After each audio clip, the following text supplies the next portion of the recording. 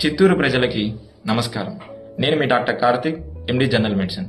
మన గవర్నమెంట్ హాస్పిటల్లో ప్రతిరోజు మినిమం 10కి పైగా డాగ్ బైట్ కేసెస్ వస్తున్నాయి.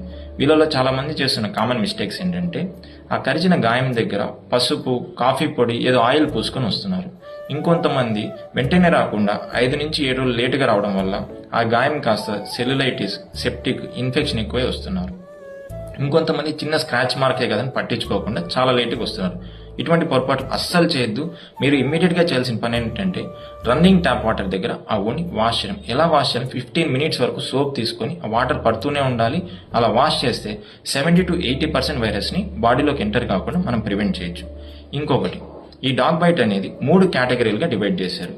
కేటగిరీ 1 అంటే నార్మల్ చర్మం మీద కుక్క నాకడం కానీ టచ్ చేయడం కానీ, వీళ్ళు ఎటువంటి ట్రీట్మెంట్ చేసుకోవడం అవసరం లేదు.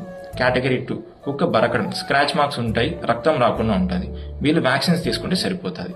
కేటగిరీ 3 అంటే కుక్క రక్తం వచ్చినట్లు కరవడం, ముఖం మీద, మెడ మీద, చేతుల దగ్గర స్క్రాచ్ మార్క్స్ ఉండడం, వీళ్ళు వ్యాక్సిన్స్తో పాటు ఇమ్యునోగ్లోబులిన్స్ వేసుకోవాలి.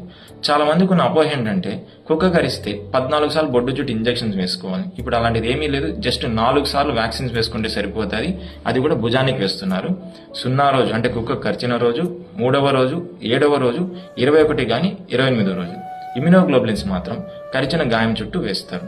టీటీ ఇంజెక్షన్ కూడా తప్పనిసరిగా వేసుకోవాలి. ఇంకొంతమందికి అపోహ ఏంటంటే ఈ కుక్క కరిచిన తర్వాత వ్యాక్సిన్ వేసుకున్నాక ఫుడ్ రెస్ట్రిక్షన్స్ అని ఫాలో అవ్వడం. ఇప్పుడు అటువంటిది ఏమీ లేదు. హై ప్రోటీన్ డైట్ తీసుకొని నచ్చిన ఫుడ్ తినండి. ఇంకొకటి, వ్యాక్సిన్స్ కానీ ఇమ్యునోగ్లోబులిన్స్ కరెక్ట్ టైం తీసుకోకుండా ఉంటే వచ్చే కాంప్లికేషన్స్ ఏంటంటే విపరీతమైన ఫీవర్, తలనొప్పి, రెస్ట్లెస్గా ఉండడం, చాలా ఇరిటబుల్గా ఉండడం, కొందరికి వాటర్ చూస్తే భయం వేస్తుంది, హైడ్రోఫోబియా అంటారు. ఇంకొంతమంది స్ట్రోక్, పెరాలసిస్ రావడం, కోమాలోకి వెళ్ళడం, డెత్ అనేది 100% జరుగుతుంది. సో కుక్క కాటుని నిర్లక్ష్యం చేయకుండా చెప్పిన సలహాలు, వ్యాక్సిన్స్, ఇమ్యునోగ్లోబులిన్స్ కరెక్ట్ టైంకి తీసుకుంటారని నా సజెషన్. Thank you.